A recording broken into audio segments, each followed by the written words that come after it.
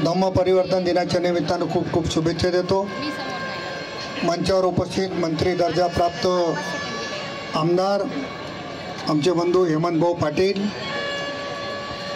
आपल्या भागाचे विशेष पोलीस महानिरीक्षक आदरणीय शहाजी उमप साहेब, हेमंत पाटील साहेबांनी सविस्तर या ठिकाणी मार्गदर्शन केलं। हे काही मार्गदर्शन करण्याची जागा नाही आहे, परंतु आजचा दिवस वाईट प्रवृत्तीचं दहन करून चांगल्या प्रवृत्तीला सुरुवात करण्याची आपण एक आख्यायिका किंवा आपण आपली संस्कृती मानतो। म्हणून माझी आपल्या सगळ्याला विनंती आहे की तुम्ही असे रावण शोधा की जे रावण पुन्हा जाळायची गरज पडणार नाही। एकदा जळले की तो विषय संपते। असं पोकरणाने पुढाकार घेतला पाहिजे रावण शोधायचा। आणि ओमशेटला सगळे रावणं माहिती आहेत, त्या रावणाचं दहन या निमित्तानं आपल्याला करता आलं पाहिजे। हेमंत पाटलांनी सूचना केली की दसऱ्या आपल्या हिंगोलीच्या धर्तीवर याही ठिकाणी उत्सव कार्यक्रम झाले पाहिजे।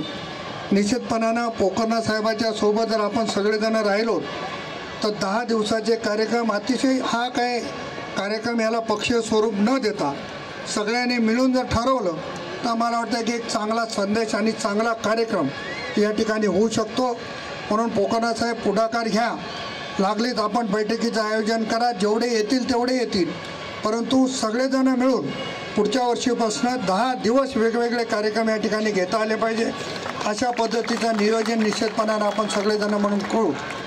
नवल पोकर्णा आणि त्यांच्या टीमने दुर्गा महोत्सवामध्ये अतिशय सुंदर देखावे, सुंदर कार्यक्रम गेल्या अनेक वर्षापासून घेतात, याही वर्षी घेतलेले आहेत। मी मनापासून त्या सर्व तरुण टीमचं या ठिकाणी स्वागत करतो, त्यांना धन्यवादही देतो। आणि आजच्या दिवशी या रावणाचं दहन करून चांगल्या प्रवृत्तीला, चांगल्या गोष्टीला आपण उद्यापासून चालना द्यावी अशा पद्धतीची अपेक्षा व्यक्त करतो। परत एकदा दसऱ्याच्या, विजयादशमीच्या आणि धम्म परिवर्तन दिनाच्या खूप खूप शुभेच्छा देतो। आणि असा कार्यक्रम या ठिकाणी आयोजित केल्याबद्दल पोकर्णा साहेबांचे मनापासून आभार मानतो। थांबतो। जय हिंद, जय महाराष्ट्र।